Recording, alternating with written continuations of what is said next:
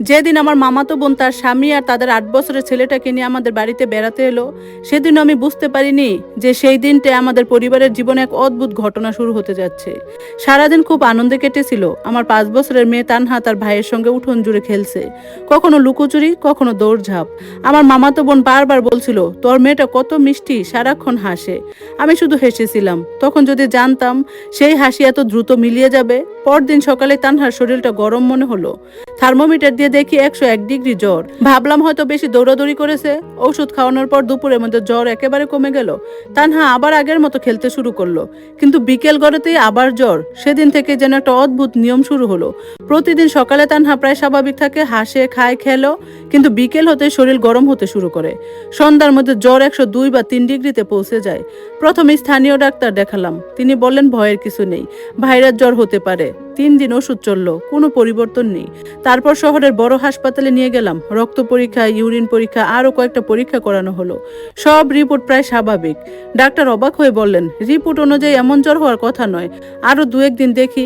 কিন্তু দিন যত যাচ্ছিল আমার ভয় তত বাড়ছিল। একদিন বিকেলে তানহা জ্বরের মধ্যে হঠাৎ আমার হাত শক্ত করে ধরে বলল, আব্বু। আমি কাছেও ঝুঁকে গেলাম। কি হয়েছে মা? ও খুব আস্তে বলল, ওই ছেলেটা আবার জানালার কাছে দাঁড়িয়ে আছে। আমার বুকটা কেমন করে উঠলো। কোন ছেলেটা? তানহা কাপা গলায় জানালার দিকে আঙ্গুল তুলে বলল, যে আমার সঙ্গে খেলতে চায়। আমি তড়িঘড়ি করে জানালার বাহিরে তাকালাম, কেউ নেই। ভাবলাম জ্বরের ঘুরে হয়তো উল্টাপাল্টা দেখছে, কিন্তু আশ্চর্যের বিষয় হলো পরদিন বিকেলেও একই কথা বলল, আব্বু ও এসেছে। আমি এবার বাহিরে বেরিয়ে পুরো উঠান, বাগান, গেটের সামনে পর্যন্ত খুঁজলাম, কোথাও কোনো শিশু নেই। সেদিন রাতে আমার স্ত্রী বলল, তুমি কি খেয়াল করেছো ও শুধু বিকেলে এমন কথা বলে? আমি কিছু বললাম না, কিন্তু মনে মনে বিষয়টা নিয়ে ভাবতে লাগলাম। এর মধ্যে আমার মামাতো বোনকে ফোন করে জানতে চাইলাম, তোদের ছেলে কেমন আছে? সে বলল, ভালোই তো। কেন? আমি কথাটা আর বাড়ালাম না, কারণ আমি নিজেই বুঝতে পারছিলাম না কেন এমন প্রশ্ন করলাম। পরদিন বিকেলে আমি ইচ্ছে করে তানহার ঘরে বসে রইলাম। ঘড়িতে তখন ৫টা ১৫। হঠাৎ তানহা দরজার দিকে তাকিয়ে মৃদু হাসলো। তারপর এমন ভাবে হাত নাড়তে লাগলো যেন কাউকে ভেতরে আসতে বলছে। আমার শরীর ঠান্ডা হয়ে গেল।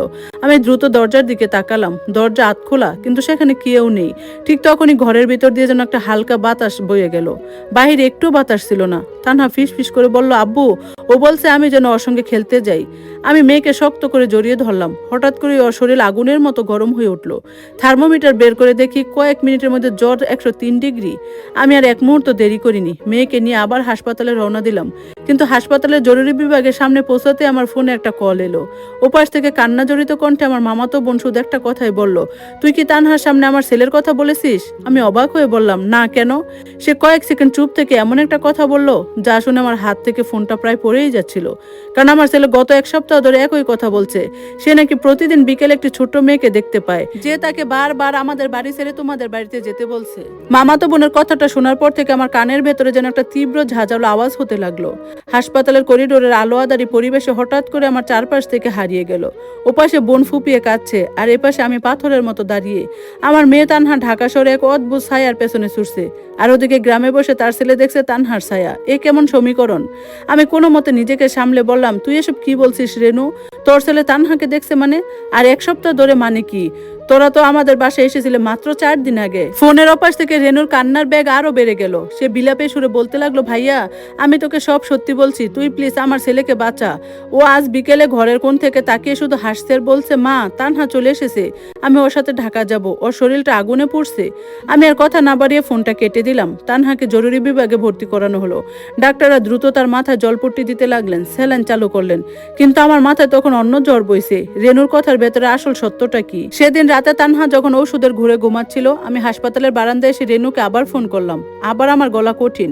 রেনু, তুই আমাকে পরিষ্কার করে বল, কি লুকাচ্ছিস তুই?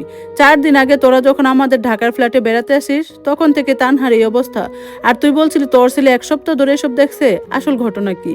আমার গলার আওয়াজ পেয়ে রেনু উপাসে কিছুক্ষণ চুপ করে রইল। তারপর যে স্বীকারোক্তি সে দিল তা শুনে আমার পায়ের তলায় মাটি সরে গেল। ভাইয়া আমাকে ক্ষমা করে দিস। রেনু কাঁপতে কাঁপতে বলতে লাগলো, লোভ সবই লোভের জন্য করেছি রে ভাইয়া। তুই ঢাকায় এত বড় ফ্ল্যাট কিনেছিস, ব্যাংকে তোর এত টাকা, তোর কোনো ছেলে সন্তান নেই, শুধু একটা মাত্র মেয়ে। আমার স্বামী আর আমি লোভ সামলাতে পারিনি। আমি স্তম্ভিত হয়ে গেলাম। লোভের সাথে তানহার জ্বরের কি সম্পর্ক? সম্পর্ক আছে ভাইয়া, রেনু ফুপিয়ে উঠল। গ্রামের এক তান্ত্রিকের কাছে গিয়েছিলাম আমরা।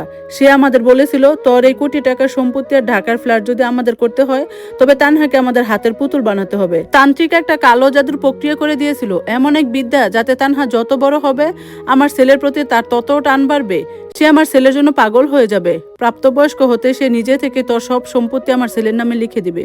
তুই চাইলেও তানহাকে আটকাতে পারবি না। আমার সারা শরীর রাগে আর ঘৃণায় কাঁপতে লাগলো। তুই নিজের স্বার্থের জন্য আমার 5 বছরের নিষ্পাপ বাচ্চাটার উপর কুফরি আর কালো জাদু করলি। তুই মানুষ নাকি পশু? রেনু, আমি ভুল করেছি ভাইয়া। তান্ত্রিক বলেছিল এই জাদুর জন্য তানহার একটু জ্বর আসতে পারে, কিন্তু সেই জ্বরের টানে তানহার আত্মা নাকি ছায়া হয়ে আগেই আমার ছেলের কাছে চলে যাবে।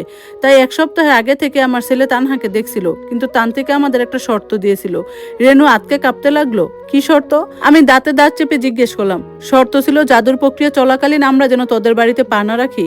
কিন্তু আমার স্বামী তান্ত্রিককে বিশ্বাস করতে পারছিল না, নিজের চোখে যে পর্যন্ত না দেখবে জাদুর প্রভাব কতটা কাজ করছে। সে সামনাসামনি দেখার লোভ সামলাতে না পেরে আমরা তোদের বাড়িতে চলে এসেছিলাম, আর সেটাই কাল হলো। রেনু একটা দীর্ঘশ্বাস ফেলে বলল, তান্ত্রিক আর সন্ধ্যায় আমাদের ডেকে বলল আমরা তোদের বাড়ি গিয়ে জাদুর চক্রটা ভেঙে ফেলেছি। এখন সেই অপশক্তি আর আমাদের নিয়ন্ত্রণে নেই, সেটা এখন উল্টো আমাদের ছেলের উপর ভর করেছে। তানহার আত্মাকে টানতে গিয়ে এখন সেই ছায়া আমার ছেলেকে টেনে ওপারে নিয়ে যেতে চাইছে। ভাইয়া, আমার ছেলেটা মরে যাবে, ও মরে যাবে ভাইয়া। আমি আর রেনুর কান্না শুনলাম না, ফোনটা কেটে দিয়ে ধপ করে বারান্দার চেয়ারে বসে পড়লাম। চোখের সামনে ভেসে উঠলো সেই ঢাকা শহরের ফ্ল্যাটের কেনার দিনের কথা। কত কষ্ট করে সততার সাথে টাকা জমিয়ে এই মাথা গোজা ঠাই করেছিলাম, আর সেই সম্পত্তির লোভে আমার নিজের রক্তের মামাতো বোন আমার কলিজার টুকরাটার উপর এত বড় সর্বনাশ ডেকে আনলো। কেবিনের ভেতরে ডাক্তার আর নার্সদের হুড়োহুড়ি, মেশিনের একটানা যান্ত্রিক শব্দ আর আমার স্ত্রীর বুক ফাটা আর্তনাদ, সব মিলিয়ে এক নরক গুলজার পরিবেশ। তানহার শরীরটা ধনুকের মতো বেঁকে যাচ্ছে, ওর গায়ের চামড়া এতটাই গরম হয়ে উঠছে যে কপালে দেওয়া জলপট্টি কাপড়টা ছোঁয়া মাত্রই যেন শুকিয়ে যাচ্ছে। সবচেয়ে ভীতিজনক ছিল ওর মুখে সেই অদ্ভুত বিকৃত হাসি। 5 বছরের একটা নিষ্পাপ বাচ্চা, অথচ তার মুখ দিয়ে বেরোচ্ছে 8 বছরের এক ছেলের গম্ভীর কণ্ঠস্বর। ডাক্তার ইঞ্জেকশন পুশ করার পরও তানহার ছটফটানি কমছিল না। প্রধান ডাক্তার কপালে হাত দিয়ে ফিস ফিস করে বললেন, আই এম সরি, মেডিকেল সায়েন্সে এর কোনো ব্যাখ্যা নেই। মাল্টিপল অর্গান ফেইলিওরের দিকে যাচ্ছে শরীর, আপনারা আল্লাহর কাছে দোয়া করুন। আমি বুঝতে পারছিলাম সব ফুরিয়ে আসছে। বিজ্ঞান যেখানে হাত গুটিয়ে নিয়ে এসেছে, সেখানে আমাকে এই অলৌকিক অন্ধকারের মুখোমুখি হতেই হবে। আমি পকেট থেকে ফোনটা বের করে রেনুর নাম্বারে ডায়াল করলাম। ওপাশে কোনো রিং হলো না, তারপর সরাসরি রিসিভ হতে বেশি এলো এক ভয়ঙ্কর আর্তনাদ। রেনুর গলা চেনা যাচ্ছিল না, সে পাগলের মতো চিৎকার করছে। হঠাৎ ফোনের ওপাশ থেকে রেনুর স্বামীর ভারী এবং আতঙ্কিত কণ্ঠস্বর শুনতে পেলাম, ভাইয়া আমাদের বাঁচান, ও আমাদের সেরে যাচ্ছে না। কি হয়েছে খুলে বলো, আমি চিৎকার করে উঠলাম। ও আর আমাদের ছেলে নেই ভাইয়া, ও ঘরের সিলিং এর দিকে তাকিয়ে শূন্যে হাত বাড়াচ্ছে। ওর চোখ দুটো পুরো কুচকুচে কালো হয়ে গেছে। ও রেনুর গলা টিপে ধরে বলছে, তোরা লুপ করেছিলি, তোরা নিয়ম ভেঙেছিস, এবার তোদের বংশের প্রদীপ আমি নেবাবো। ভাইয়া, তান্ত্রিকের সেই কালো ছায়া এখন আমাদের ঘরে। আমি দাঁতে দাঁত চেপে বললাম, যে লোভে পরে আমার মেয়ের এই অবস্থা করলি, এখন সেই লোভের চড়া মূল্য তোদের দিতেই হবে। তান্ত্রিকের কাছে যা, ভণ্ড কাটার ব্যবস্থা কর। তান্ত্রিক মারা গেছে ভাইয়া। ওপাশ থেকে রেনুর স্বামী কান্না ভেঙে পড়লো। সন্ধ্যায় আমাদের খবর দেওয়ার পরই তান্ত্রিক নিজের ঘরে রক্ত বমি করে মারা গেছেন। অপশক্তি উল্টো আঘাত করেছে, আমাদের বাঁচানোর আর কেউ নেই। কথাটা শেষ হতে পারলো না, ফোনের ওপাশ থেকে একটা হাড় হিম করা মর্মর শব্দ ভেসে এলো, যেন কোনো কাঁচা বাঁশ ভেঙে যাওয়ার আওয়াজ। তারপরে একটা বাচ্চার তীক্ষ্ণ চিৎকার, যা মুহূর্তে স্তব্ধ হয়ে গেল। লাইনের উপাশে কেবল একটা সুগভীর শূন্য নীরবতা। আমি কাঁপতে কাঁপতে ফোনটা কানের কাছ থেকে নামিয়ে নিলাম। ঠিক সেই মুহূর্তে এই হাসপাতালের কেবিনের ভেতরে একটা অলৌকিক পরিবর্তন ঘটলো। তানহার ছটফটানি হঠাৎ করে বন্ধ হয়ে গেল। ওর শরীরটা বিছানায় এলিয়ে পড়লো। ঘরে সেই অদ্ভুত ঠান্ডা বাতাসটা যেন জানালার ভেদ করে বাহিরে বেরিয়ে গেল। মনিটরের স্ক্রিনে তানহার হার্টবিট আবার স্বাভাবিক হতে শুরু করলো। ডাক্তার অবাক হয়ে তানহার চোখে পরীক্ষা করে বললেন, মিরাক্কেল, জ্বর এক ধাক্কায় 100-তে নেমে এসেছে, ও বিপদমুক্ত। আমি আর আমার স্ত্রী তানহাকে জড়িয়ে ধরে কান্নায় ভেঙে পড়লাম। আমার মেয়েটা বেঁচে গেছে। তান্ত্রিকে সেই কালো জাদুর শিকারকে চিনে নিয়েছে। নিয়ম ভাঙা শাস্তি হিসেবে অপশক্তি তার উৎসকে গ্রাস করেছে। এই ঘটনায় 3 দিন পর তানহা পুরোপুরি সুস্থ হয়ে বাড়ি ফেরে। কিন্তু আমাদের মনের ভেতরে যে ক্ষত আর আতঙ্ক তৈরি হয়েছিল, ঢাকা শহরের সেই বিলাসবহুল ফ্ল্যাটের দেয়ালে দেয়ালে প্রতিধ্বনিত হতে লাগলো। 4র্থ দিনের মাথায় আমি আর থাকতে না পেরে আমার গ্রামের এক পরিচিত লোককে ফোন করলাম রেনুদের খবর নেওয়ার জন্য। ফোনের ওপাশ থেকে যা শুনলাম তা শুনে আমার মেরুদণ্ড বেয়ে একটা ঠান্ডা স্রোত নেমে গেল। সেদিন রাতে রেনুর 8 বছরের একটা ছেলে মারা গেছে। ডাক্তাররা বলেছে হার্ট অ্যাটাক করেছে, কিন্তু গ্রামের মানুষ ফিসফিস করে বলছে ছেলেটার শরীর নাকি নীল হয়ে গিয়েছিল, আর তার 2 চোখই খোলা ছিল, যেন মৃত্যুর মুহূর্তে সে ভয়ঙ্কর কিছু দেখছিল। কিন্তু এখানেই শেষ ছিল না। একমাত্র সন্তানের এই আকস্মিক এবং বিবর্ষ মৃত্যুতে রেনু আর তার স্বামী সহ্য করতে পারেনি। সন্তান হারানোর তীব্র সুখ আর নিজের করা পাপের অপরাধবোধ, এই দুজনে আগুনে পুড়ে ছাই হয়ে গেছে তাদের মস্তিষ্ক। গ্রামের সেই লোকটা দীর্ঘশ্বাস ফেলে বলল, জানেন ভাইয়া, রেনু আর স্বামী এখন পুরো পাগল। সারাদিন গ্রামের শ্মশান আর কবরস্থানের আশেপাশে ঘুরে বেড়ায়। রেনু নিজের চুল নিজে টানে আর মাটিতে দাগ কেটে কেটে হাসে। আর ওর স্বামী নাকি সারা রাত ঘরের কোণে বসে বিড়বিড় করে বলে, ফ্ল্যাটটা আমার, টাকাগুলো আমার, আমাকে ছেড়ে যাস না বাবা। এলাকার মানুষ এখন ওদের শিকল দিয়ে বেঁধে রেখেছে। ফোনটা রেখে আমি আমার ফ্ল্যাটের বারান্দায় এসে দাঁড়ালাম। চোখের সামনে ঢাকা শহরের হাজারো নিয়ন আলো জ্বলছে। কত মানুষের কত স্বপ্ন, কত বিলাসিতা এই শহরে। আমার মামাতো বোন রেনু আর তার স্বামী চেয়েছিল আমার এই ফ্ল্যাট, এই সম্পত্তি নিজেদের করে নিতে। অন্যের সুখ কেড়ে নিয়ে নিজেদের প্রাসাদ গড়ার এক অন্ধ লোভে মেতেছিল তারা। আজ আমার সেই ফ্ল্যাটও আছে, সম্পত্তিও আছে, আর আমার কলিজার টুকরো তানহা আমার বুকে হাসছে। কিন্তু যে লোভের বর্ষবর্তী হয়ে তারা নিজের রক্তের সাথে বেইমানি করেছিল, সেই লোভ আজ তাদের নিঃস্ব করে দিয়েছে। তাদের কুল খালি হয়েছে, আর অবশিষ্ট বলতে যা ছিল সেই বিবেক আর মানসিক ভারসাম্য তাও কেড়ে নিয়েছে এক অদৃশ্য নিয়তি। প্রকৃতি কাউকে ক্ষমা করে না। অন্যের সম্পত্তি গ্রাস করার লোভ যে কতটা ভয়ঙ্কর ধ্বংস ডেকে আনতে পারে, রেনু আর তার স্বামীর জীবন্ত লাশ হয়ে থাকাটাই সবচেয়ে বড় প্রমাণ।